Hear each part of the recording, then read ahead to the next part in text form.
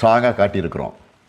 தொகுதி மறுவரையறை என்ற பேரில் முழுக்க முழுக்க பாஜகவுக்கு சாதகமாக கொண்டு வரப்பட்ட கருப்பு சட்டத்தை நாடாளுமன்றத்தில் தோற்கடித்த எல்லாருக்கும் தமிழ்நாட்டு முதலமைச்சராக என்னுடைய நன்றி நன்றி நன்றி.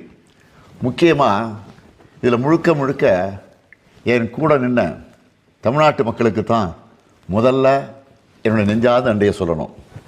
பெண்களுக்கான இடஒதுக்கீடு என்ற மாறு விஷயத்தில் இந்த சட்டத்தை பாஜக கொண்டு வர பார்த்தாங்க. ஆனால் இந்த ஏமாற்று திட்டத்தை முன்னாடி நின்று தோற்கடித்ததே பெண்கள் தான். அவங்களுக்கு என்னுடைய சல்யூட். இந்திய கூட்டணி கட்சிகள் உள்ளிட்ட அனைத்து எதிர்க்கட்சிகளின் எம்பிக்களும் ஒன்றா சேர்ந்து நின்ன காரணத்தினால இது சாத்தியமாகியிருக்கு. வடக்கு தெற்கு என நமக்குள்ள பிளவை ஏற்படுத்தி சண்டை போட்டு வைக்கலான்னு